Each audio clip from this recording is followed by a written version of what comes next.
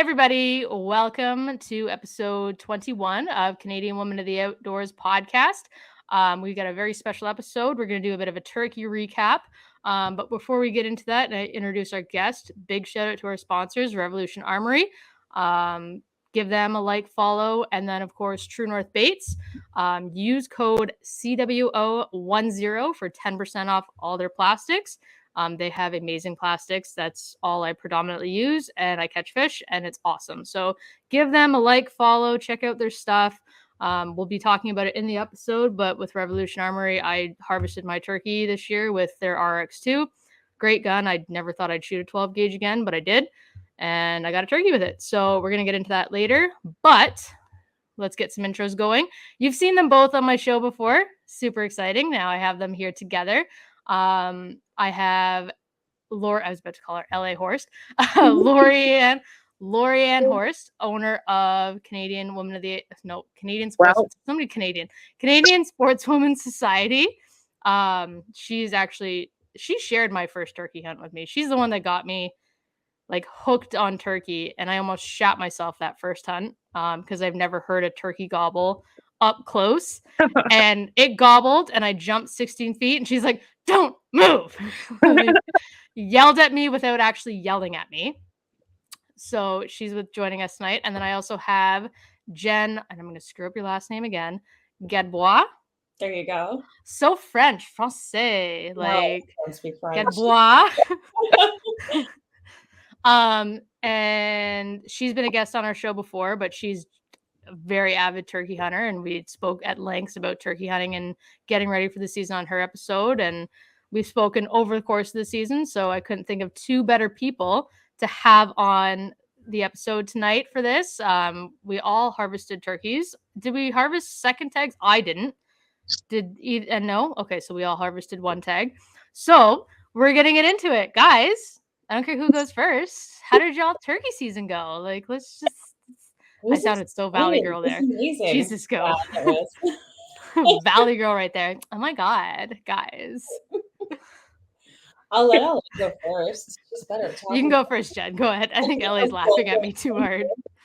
Yeah, my turkey season was really exciting. I got out opening morning. Got my Tom opening morning. Went out a few times afterwards to try and fill my second tag, but unfortunately was unsuccessful. Of course, like went out opening day, right where I was gonna sit, there was a nice big Tom roosted, like right near where I was gonna go sit down. So I was like, oh my God, I gotta sneak through here without him seeing me. Good luck with dark. that. It's great. Yeah, I went like along the far end of the field, and I come around and sit underneath them, and I hear him gobbling, and you know how that's like thundering. So of course my heart's pounding. And of course he comes down, runs off into the bush with like a bunch of hens. And yeah, saw a bunch of turkey that morning, heard them all like gobbling and playing behind me. Had a Tom come in on one side, but I couldn't get my gun up for a good shot. And then just as I was packing up to leave, I was about to unload my gun and head out. And yeah, there was Tom kind of coming across the field. So I sat my butt down and did a few calls, and he came in, and yeah, got my turkey for the year. That's awesome. And that was opening morning. That was opening morning. Yeah, like 8:30. I was about to kind of walk around or whatever, and yeah, I was like, oh wow. Because I think you both got yours opening, right? LA. Yes. Yeah. Yes. Okay, so before we get into the rest of the season, LA, let's hear about your opening morning. Okay, so same thing. I got permission at this new farm. An Amish couple were very nice enough to let me go out and hunt there, and I set up where I knew they were coming out in the mornings the last few times that I talked to the farmer. And so I set up on top of a hill, and behind me was like another bit of a hill with trees. So I kind of tucked myself back into the tree. I had a couple of my real geese turkey silhouettes out in front of me. Did a couple of calls as soon as it was light. All of a sudden, there's gobbling everywhere, and I'm like, oh, okay, this is happening. We're so excited. You weren't in a blind? No, just I went without a blind this year. I wanted to try and do it without a blind. I still say that I move way too much to be out of a blind. It is what it is. So I'm sitting still. I forget my face mask in the truck. So I have like hoods on and I'm like tucked up in because it was kind of chilly opening morning. Kind of? Huh. Yes. And all of a sudden I can hear, you know how sometimes you feel like something is like watching you or like right there? Yeah. So all of a sudden I hear like this little leaf scuffling and not even like an arm's length away from me. Two Jakes are like, yes. And I'm just like, oh my goodness. So now I'm like shaking and I'm trying not to like breathe super heavy and not to blink so much because they're going to see everything because I am barefaced. And I'm just like, okay, breathe. So they come down the little hill, they take a few steps, and I needed them to take a few more steps out because I was expecting the birds to come out from my left because I'm right-handed, so it's easier for me to shoot over here. No, they come right on my right, and I was like, oh no, how am I going to do this? So I had to wait probably like 5 minutes for them to meander away enough that I could like fling myself over and shoot one. That's amazing. And then I was able to get one, so I was super excited. Like, I mean, I don't know how you do it. I can't sit still. Like, I am so bad. I need a blind. I 100% need a blind. Like, I didn't get mine opening day. Like, opening day for us consisted of, it was absolutely freezing.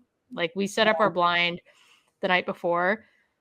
We get up, we walk out to the blind, and we heard a bunch of gobbles, and I was like, they are not in this field. We thought they were in the field, but they weren't in that field. They were on the field that I ended up shooting one the following day, but gobble, gobble, gobble. And then it was freezing. And then it was just our opening morning was like, it's cold. We're done. Like they're not happening. It's not happening. And we also have a bad coyote problem. That was the other thing we dealt with, throughout the rest of the season. Like we went out and got hunting a few more times, but heard gobbles and then a coyote would lose its mind. And then it was just nothing. Yeah. Like coyotes, like, and I seen on my trail cam a few times, like some big coyotes running through, and I'm like, well, that's the birds are hiding from that. Like, so, but it was really cool because opening day we hunted in the morning and afternoon, and the afternoon I took my eldest out, and we actually hunted in the field where I thought the birds were originally, which they ended up being in. But I took my eldest out and we sat in the blind, and she actually noticed the birds before I did. But it was one of those situations where they were just outside of my shot comfort zone. Yeah. And she's like, because a hen came in and she's like, Nicole, like there's a hen. And I'm like, okay, yeah. I was like, and then she's like, there's another bird. I'm like, no, that's a hen. And she's like, no, Nicole, that has a beard. And I look over and sure as shit, it has a big old beard. And it's like just outside of my personal comfort zone. And I was like, I'm not going to try. I was like, I don't want to spook the birds. I don't want to try it, but it was really cool because she got to see them and she got to see them eating, and like they were just outside of it. And I was like, it sucks. I'm not going to take the shot because I was like, it's going to be a waste. I was like, I know I'm not going to hit it. Then yeah, I got up the next morning, the 26th, the Friday. I got up, sat in that same spot, and I start hearing like gobbles everywhere. Like just gobbles all. I'm like, I don't even know where the birds are at this point. Because there's gobbles from my right, there's gobbles from my left, there's gobbles in front, there's gobbles behind. I was like, okay, I think we have multiple flocks on our property. I'm pretty sure we do. Like they're everywhere. So I start working in the one on my left. He and I are going back and forth. We're having some romantic chats, and he's getting closer and closer. And all of a sudden, I just look to my right, and there's like a massive tom with like 6 hens. And they're coming into my decoys. And I'm like, well, shit. Like, game on. And then this other tom pops out to my left. He's coming in. And I'm like, okay. All right, here we go. I played with these boys for like a half hour. All the hens came into my decoys, but then the toms were just outside again of my shooting comfort zone. And I was like, you son of a bitch. What I didn't realize, though, when I set up my blind is apparently I set it up like right beside maybe less than 10 feet max from their little game trail. where they go into the next field. So all of a sudden the hens start going to my right. And I'm like, oh, so all like 6, 7 hens go to my right, and then the toms come in. And then like I'm again trying to silently move my gun. Even though I'm in a blind, I'm like, no, I still gotta be silent and move. And I do it and go to my right and take a shot, and boom, tom down. And I was like, hell yeah, woo! And it was my first like solo hunt. Nobody with me. Like I called them in myself. I did it all. I did all the work. Let me tell you though, I'm out of shape. Hauling that bird out of the field. Oh, I hear ya. In that muck, because it was mucky as shit. And I am so out of shape, like so out of shape.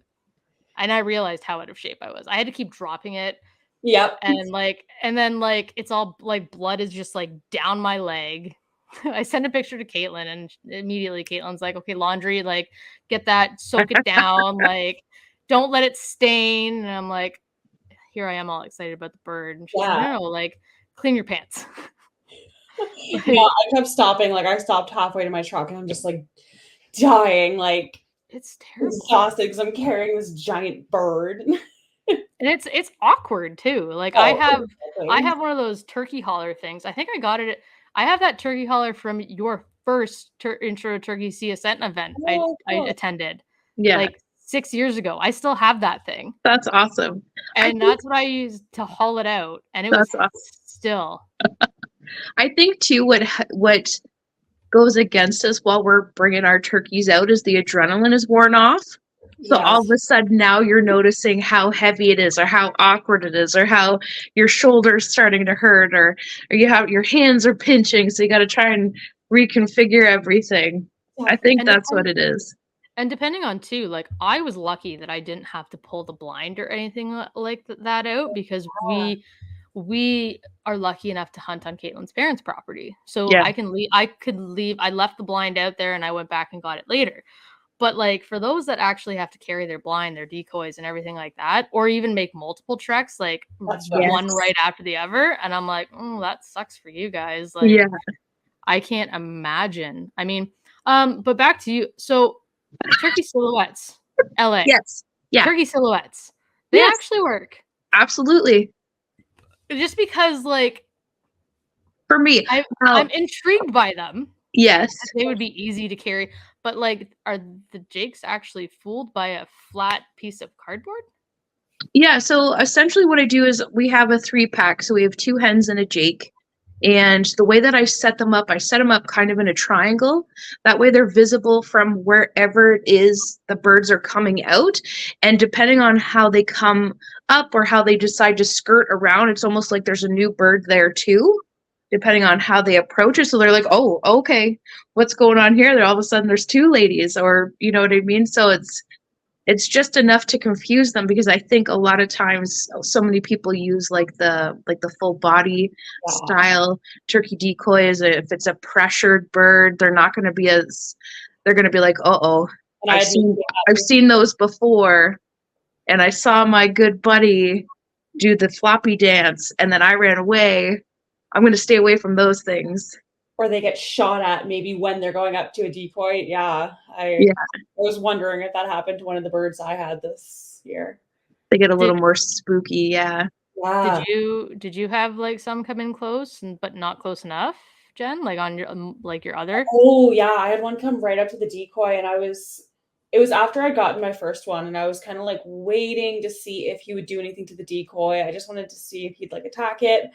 But the wind kind of shifted the decoy a little bit, and he just like looked up, and I heard him like, you know, like did a little like boop, and he takes off into the woods. And I was like, oh, okay, maybe I should have taken a shot instead of just like, I want to watch and see what he does.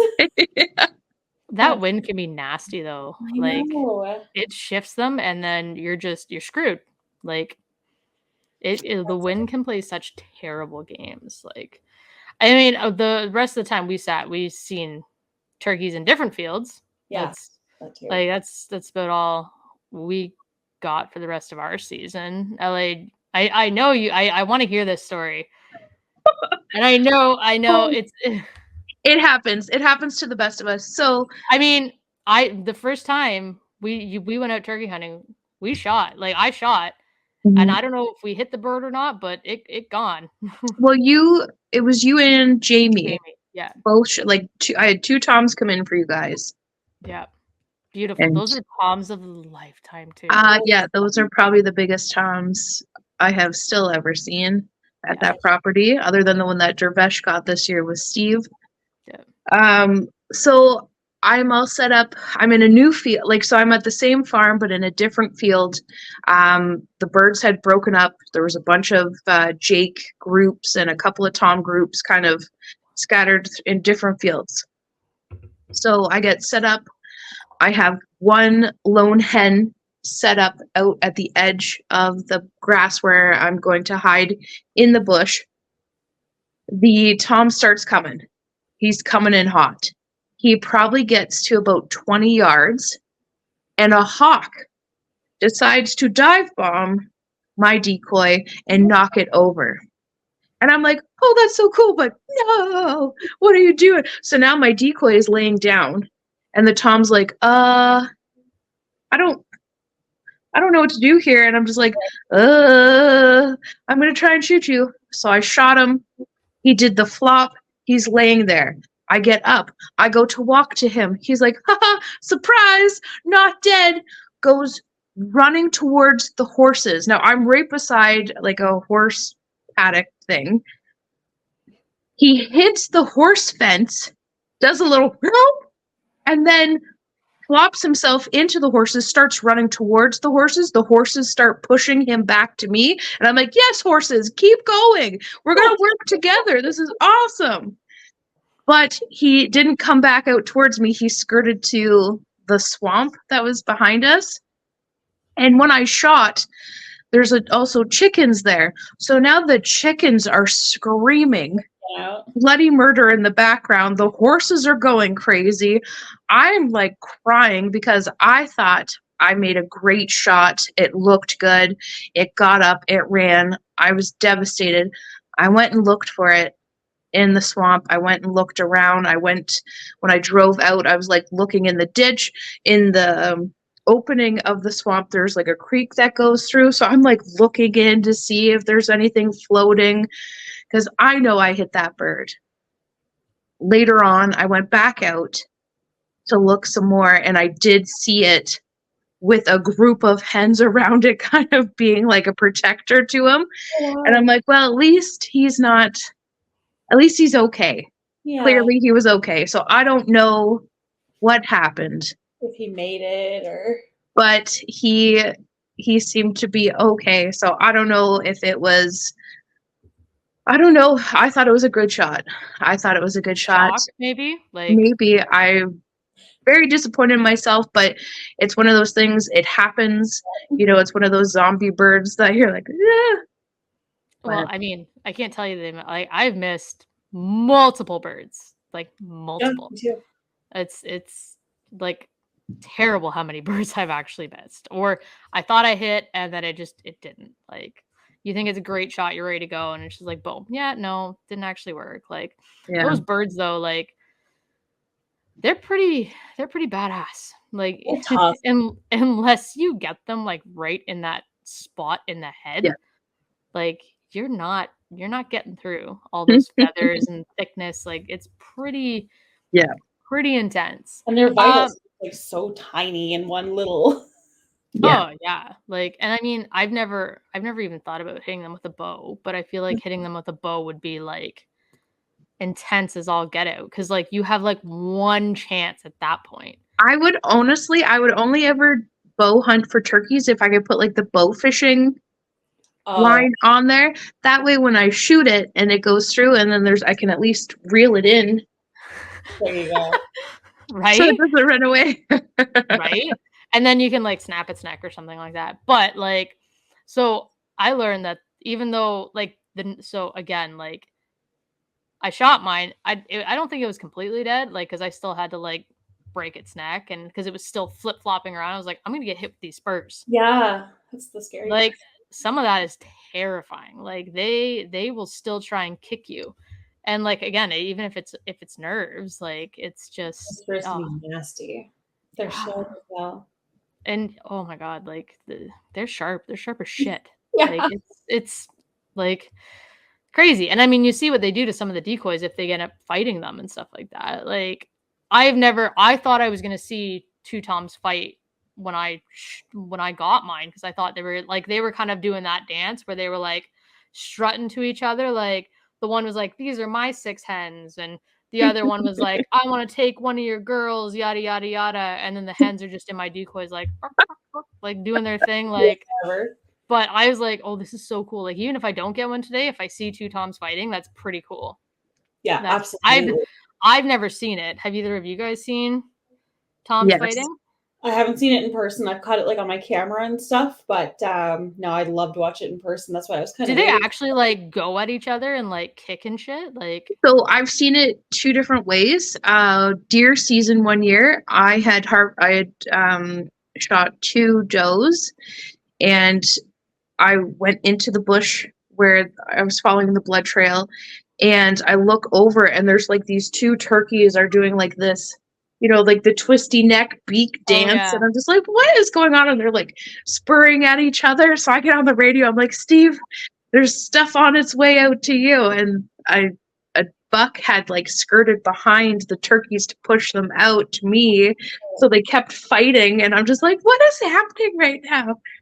And then one year when I was turkey hunting in Quebec, we had, I was with Andy Verco, and we had a group of 2 or 3 come out and like attack our decoys and then kind of like, do the posturing with each other. And so the one time he's like, "Okay, you ready?" I'm like, "Yep," because you take the one on the left, I'll take the one on the right. I'm like, "Okay, perfect."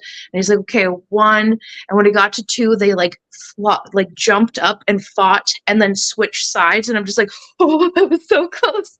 It was so close." So it was intense that way.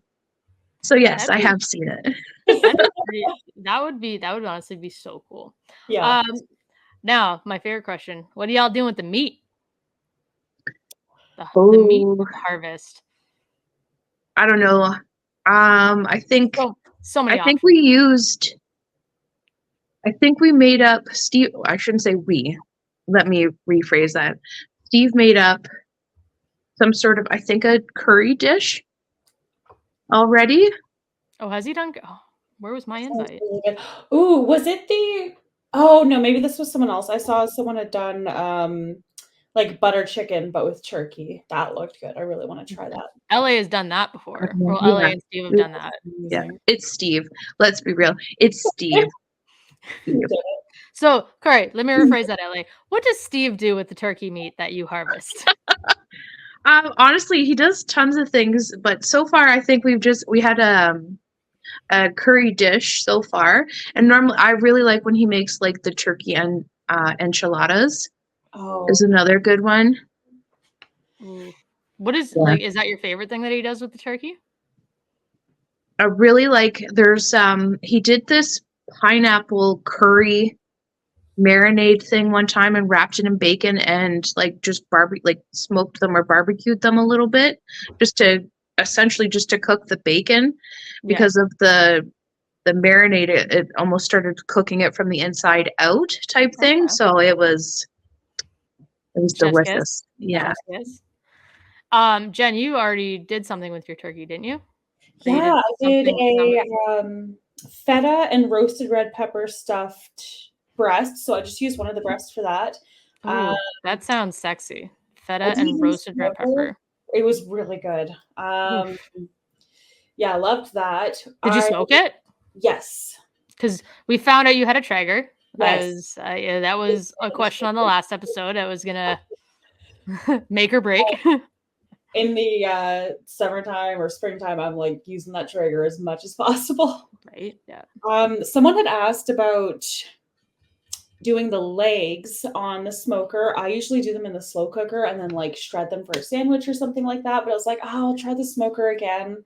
I screwed up my legs this year doing that. Yeah, it was kind of tough for me. Like it was edible, but not something I would do again. So the legs, Steve always puts them in like that Instapot. So turkey legs and goose legs is the only thing he likes the Instant Pot for. Yeah. Ooh, I have one that I don't use. I should probably use it for that. Yeah, like I tried to do like a slow smoke. I brined the turkey legs. I screwed it up so bad, and I'm still so upset about upset at myself about it. And I tried to salvage it, and it was horrible. So we're not. I'm from now on. It's just gonna be slow cooked in a shitload of liquid until like I screwed it up so bad, and I hate myself for it. Well, I think too, the fact that you were having a gathering while it was happening, and maybe a little extra libations, the wobbly pops, perhaps inhibited your judgment care. On cooking. Yeah. We're not doing that again. I know what I'm doing with the rest of the breast though. Like I've got that all planned out, and that's okay. Like I know that'll turn out really well. So for sure. Those are so fun to use. So easy to use. So my one breast I'm cutting in half, and my mom and I we're actually, because we're Polish, so we're doing a big pierogi day. I think in like the next few weeks we're doing a big pierogi day where we're going to do our homemade potato and cheese pierogies, which we do every year. And we're actually going to ground up some of that turkey and try like a wild turkey pierogi and do like onions and mushrooms in it and stuff like that. So we're going to give that a shot. Cause I mean, they do meat pierogies. So we're going to try wild turkey pierogies. Like we're going to give that a shot. And then I'm going to try, cause we harvested, which is what we're going to get into. We ended up getting a bunch of morels. So I'm going to which I learned you can freeze, and I learned how to freeze them and stuff like that. So I'm going to do a stuffed turkey breast with morels, goat cheese, and wild leeks, and then wrap that in prosciutto, and then smoke that, and then do like that kind of mixture with it. So I'm pretty stoked to try that out. Because, like, I mean, anything wrapped in prosciutto is delicious. Like, I love prosciutto. It's my favorite. But yeah, I'm going to give it a shot with the ramps and the morels and, like, a bit of goat cheese in there. Because, I mean, goat cheese also, like, creamy. So, like, it'll melt nice. Like, goat cheese. Yeah. Yeah. Love it. So, but super excited for that. What did you guys wild edibles harvest? I've seen some of your stuff, and I know wild edibles are huge during turkey season. Like that's probably the best time to harvest wild edibles. I think so. I found morels for the first time, which was like crazy exciting. So did a lot with those. Wild ramps, of course, or garlic as we call them here. Pickled some of those. Is it garlic or onion? Like, or is it like a 50-50 mixture? I was gonna say, like, because I've heard them called wild garlic, wild onion, and I'm like, but like everything. Like it's just, I don't know. I kind of find it. I do find it a mixture of both. Like the other night, I made a morel risotto using the ramps as like the garlic onion thing. Like, and Caitlin really wants to pickle them because we've got a bunch to pickle, so I've got to get on that. It kind of changes their flavor and their texture when you pickle them. Yeah. Yeah, it like in a totally good or bad way. I wasn't a fan. Like Steve pickled some. Yeah, it almost changes it to like more of an onion. Like more like you're taking a bite of a pickled onion. Yeah, I can totally see that. And I was just like, see, I find they taste more. I find they taste more oniony, like raw, like. But yeah, like green oniony, I guess. Yeah, their leaves though I find are very garlicky because I do pesto with the leaves, and I find that very garlicky. Like, it's such a weird plant. It is such a very strange plant. But you can do so much with it. Like I saw Steve did a chimichurri. That's fantastic. But I mean, I love my pesto. I love pesto because like that's something you can put on chicken or pasta or absolutely like creamy wild ramp pesto pasta. Like that was just fantastic. Did you harvest any new mushrooms this year, Ellie? Because last year I think you got a ton of random mushrooms. I'm still learning about mushrooms. I would love to. There's so many mushrooms in our bush that I would like love to know if are edible or not. I also just learned about honeysuckle. Honeysuckle, yeah. Honeysuckle, yeah. I just learned about that. Like that was a new one for me. But I'm still Jen, you do that purple violet. The wild violet jelly. Yes. Okay, so what is that? I have a recipe I can send you. You'll see them everywhere. Have you seen the wild violets? They're like I don't even know what it even looks like. Those little purple flowers. Do we have them on in our bush? Yes, they're everywhere. Oh, okay. And pick a bunch of those, make a tea with them, and then turn that into a jelly. And yeah, it's super good and sweet and kind of like still a floral hint. Like, so like a jelly as in like you spread it on like a cracker? Like toast or crackers. Really? Yeah. That's pretty cool. I also just learned that dandelions, you can actually eat them. Like dandelions have so many. I actually have a jar of dried dandelions. I'm still like the dandelion thing threw me right off because I just remember as a kid just like taking the dandelions and flicking their heads off and like city kid growing up. I'm like, I don't know, but and that like milk stuff is so bitter, you wouldn't think. Well, and yeah, I mean, except for it tastes like honey. So now my whole life I'm like, all these bees have just been eating, the dandelion pollen and making the honey, and then it turned out, you start having dandelions and you're like, oh my God, I thought it was like all these nice, beautiful wild flowers. No, it's dandelions all this time. It blows your mind, right? Yeah. Like it's like, and I also fiddleheads this time of year. Like I'm obsessed with fiddleheads. Like I think I send you, Jen, multiple pictures. I was like, look what I got today. Like beautiful, like batches of fiddleheads. And like, so it was funny because again, like I didn't know really where to look for them up in this area, but LA and our other friend Chris were texting me, like, go down to the Saugeen River. Mm-hmm. They're there. And of course I go and it's just like, boom, plethora. And I'm like, okay. Oh yeah. Like there's so many. There's so many. Have and on my map to like map out where all the good fiddlehead spots are. I'm like, okay, I'm gonna hit up these spots in the spring. But it's a very short window. Yes. Like you have to get there like real quick. Like it is a very, very short. Yeah. Otherwise, and like it's funny. So again, things I learned when I moved north. I didn't actually know fiddleheads turned into like ferns. I had no clue. Like not like I feel like a lot of people don't know that.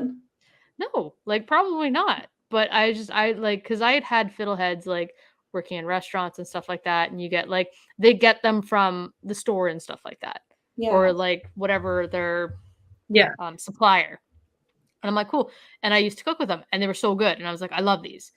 Well, they're like it's like their season or whatever. And I'm like, oh my God, these are so good. And then I learned they're up here, and I actually harvested them for the first time this year, and it was so awesome to be able to actually see like where they grow, how they grow, what they come from, like what they actually turn into. Like again, like I had no idea they were ferns.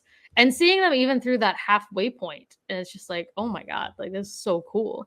But you have to catch them like right when they're just like boop, like curl. Like it's crazy. Like, and that's like I love wild edibles. The fact that it's just so fascinating. Like what we can eat that we don't actually have to pay for. I know, exactly. There's so much. And like every year I find more and more. This year I found like tiger lily. And it's like a super, super sweet leaf. I'm sure you've seen it everywhere. It looks kind of like the wild garlic or wild ramp. Except it's I want to say like a darker green with like reddish yellow sort of stripes on the leaves. So hard to explain. I'm doing a butcher job. And they like the trout lily leaves? Trout lily, not tiger lily. Okay, I was gonna say, wait a minute. Tiger lily, I went to Peter Pan. I was like Peter Pan. And then you were describing like red and yellow, and I was like, wait a second here. Yeah, so they are almost like tear-shaped, darker green leaves with it almost looks like brownie purple watermarks on them. Okay, and what is that? Like it's just a really sweet green edible, so you can put them in like salads and mostly salads. I just salads or munch on them while I'm waiting for a turkey. I am still just trying to It's very refreshing, like cucumber. Yeah, definitely. Oh, really? Yeah, it's really good. Like very fresh tasting.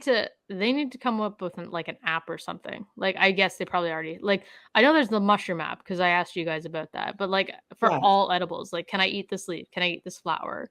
Or like Google Lens is really good. I mean, everything is edible at least once.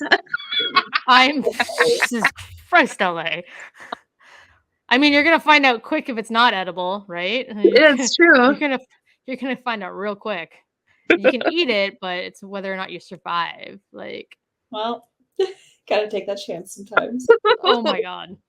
Yeah. I mean, that's probably why there's a catalog, because people took chances and made mistakes and got messy, like Miss Frizzle said. Like,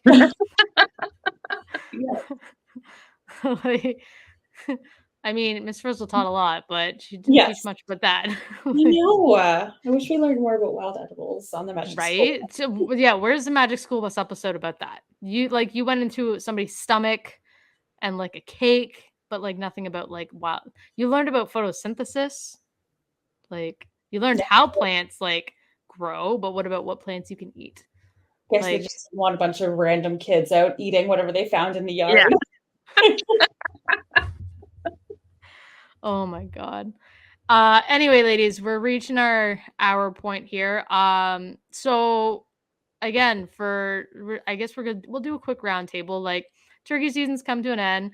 We'll do something you learn, your favorite part about your turkey season other than your harvest, something you learned that you won't repeat next year or that you may repeat next year or whatever, and then maybe one bit of advice for those who, again, are first-time turkey hunters that are going to get out next year, or long-term turkey hunters that maybe don't know this piece of advice. So Jenn, that's to you.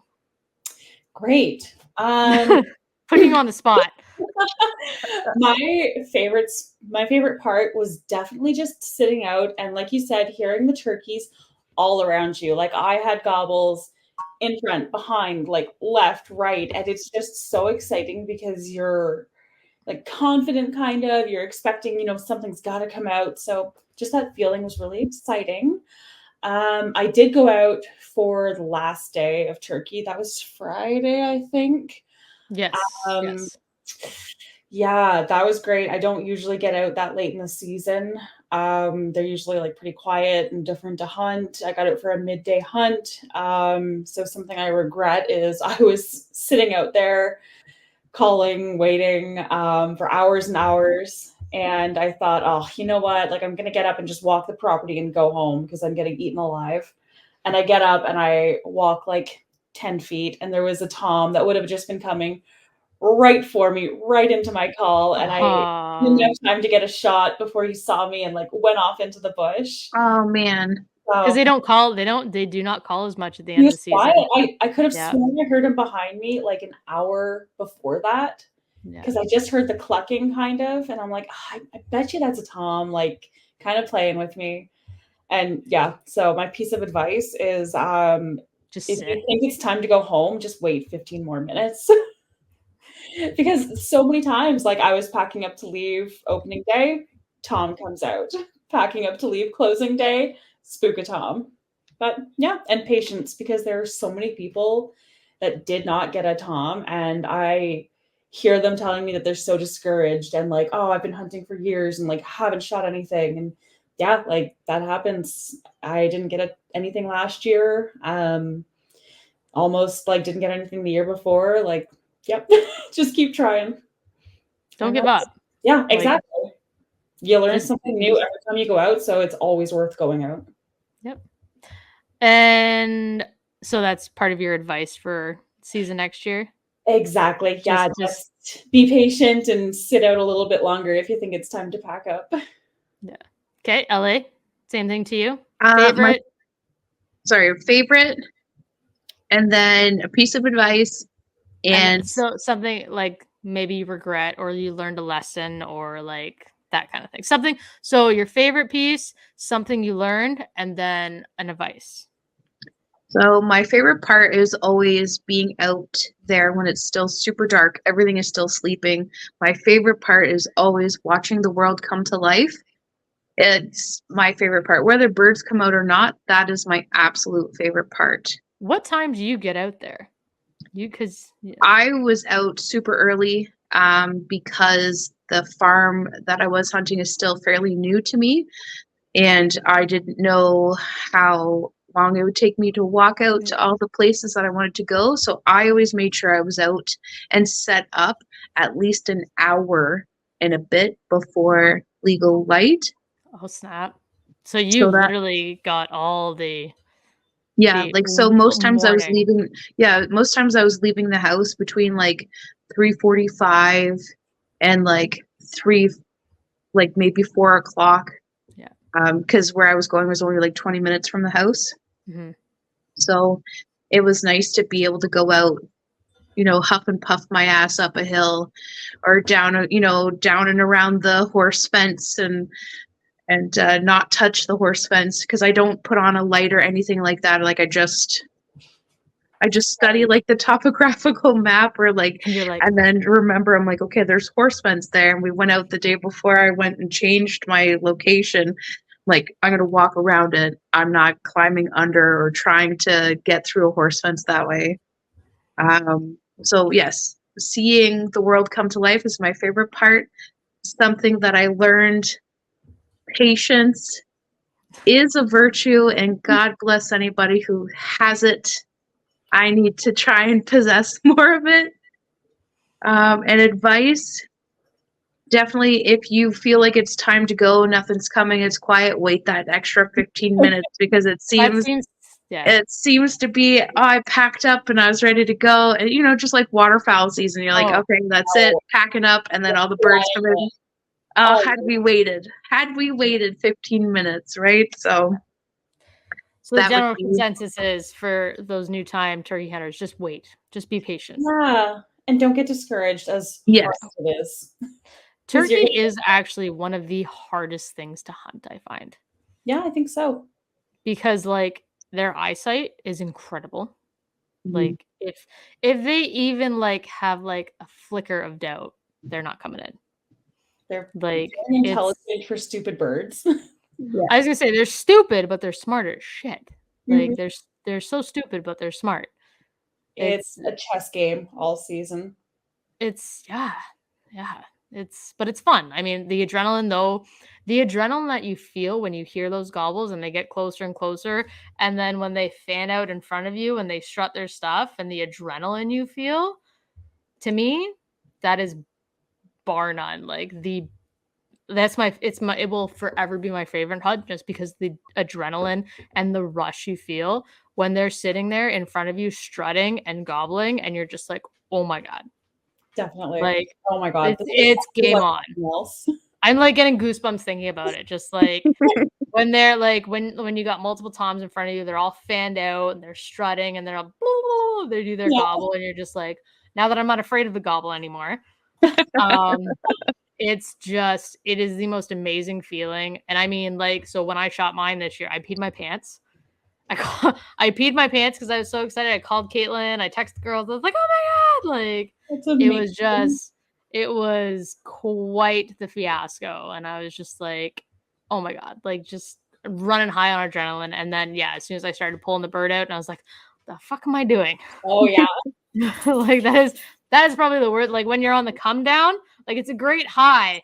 And then you're on the come down and you're just like, you're exhausted. Ugh.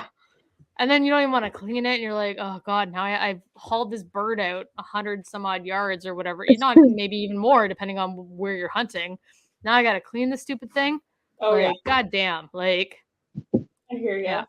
And then like, if it's windy too, like the feathers are all getting in your face, stuff like that. Like that's what happened to me. Is, like the feathers were all in my face, and I was like trying to clean it. Like, yeah, like spitting feathers out, blood's flying everywhere. I'm like, oh yeah. It's a whole ordeal. Oh, I was like, this is what I signed up for. Yeah. Mm-hmm. Yeah. Mm-hmm. This is worth it. This is fun. That 10 minutes of like pure adrenaline where you're like, fuck yeah. And then you're just like, oh, the aftermath. Exactly. Like, you get meat in the freezer, yeah, but like, oh God. To get from point A to point B, it's just like, damn. But I mean, yeah. I mean, shooting, realistically, harvesting any meat yourself is a huge high.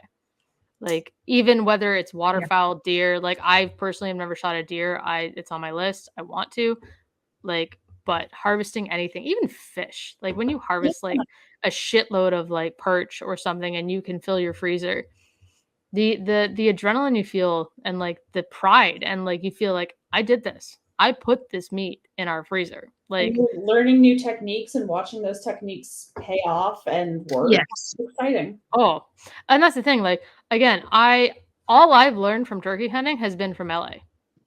That's like, I've attended her turkey hunting course multiple times, and then I've hunted with her. I've hunted with some of our other friends who are associated with CSS, and I've just learned. I've taken bits and pieces from each thing and kind of developed my own thing. And that's the thing. Like, there's no right way. There's no wrong way. There's your way. Like, Yep. Every way is going to be different. Again, like I never thought to use silhouettes. I don't know if I ever will use silhouettes. I mean, it might be something I try, but again, I don't know. Like, and also it so depends on your birds too. Like, Yeah. Like the big thing that we actually didn't talk about is patterning your birds. Like that is a huge thing for like scouting, that is probably scouting and patterning your birds is probably the biggest thing for turkey hunting. Definitely. Finding those birds, figuring out where they're roosting, all that fun stuff. So trying to be one step ahead of them somehow. Which doesn't usually happen. I mean, or it does, but then they're like, well, I'm going to change my pattern today. Yeah. I'm going to do this today instead. Well, exactly. You asshole Toms. They're not Toms, they're dicks. They're Richards. Richards. But they're Richards. Anyway, ladies, thank you so much for coming on tonight. I really appreciate the turkey recap. Hope you guys enjoyed the episode. Yeah, I mean, it's nice downloading after the season. And now we're getting into fishing more so.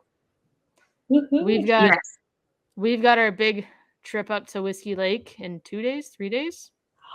Thursday. We leave Thursday morning. Thursday morning, yeah. Yep. Caitlin just bought a boat. I see that. Oh my God. Yes. Congratulations. Yeah. She went yard sailing yesterday. And is that where she got the boat? Yes. From a yard sale. From a yard sale. Holy crap.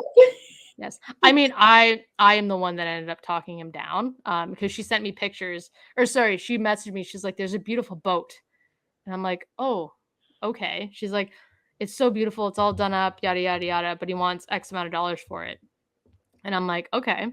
And then it was funny. So I'm running the Elmwood fishing derby, kids fishing derby. And my contact, who it was his father-in-law, or it was her father-in-law whose boat, like it was his boat that he was selling. Okay. So she messaged me and she's like, Caitlin was just looking at this boat. And then so I was like, oh, okay. So I was like, I came and looked at it, and then I was like, okay, I'll give you this for it. So we went back and forth on negotiations a bit, and finally we settled on a price. And I was like, okay. And then she got the boat. Amazing. Yeah, she got the boat. Bobby McGee. Summer. Bobby McGee. She's decided to call it because she's obsessed with Janis Joplin. So love it. It's great for our backwoods lake adventures that we all have around here. So, but I love how she went yard sailing and found a boat. That's meant to be. Like Elmwood, Ontario, small town stuff. You go yard sailing, you come out with a boat. A boat. Oh, and she also got she got a portable toilet. Oh, there you go. She was super excited for it. She's like, absolutely, we can boat and take it ice fishing and like camping. Like, oh yeah, she was very excited about the portable boat or the portable toilet. Whatever. All boats are pretty portable, but hey, you know what? Too many things. All the things. There's a lot. There was a lot of things. There was breakfast in there at some point. She brought breakfast home. It's small town stuff. Okay. Sorry, I was just rambling, guys. Thank you guys so much. Thank you guys so much for tuning into our turkey recap. I hope you guys enjoyed the season. Hope you guys learned, picked up, maybe come up with some recipes for yourself. If you guys have turkey recipes, like drop them our way. Like we'd love to hear new recipes. Remember, guys, last thing, the outdoors belongs to no one. So get out there, do your thing, hunt, fish, kayak, canoe. explore, adventure, like find yourself through the outdoors. It's the best way to do it. Just relax yourself. Anyways, guys, thank you so much for listening, and we'll see y'all next week. See you guys.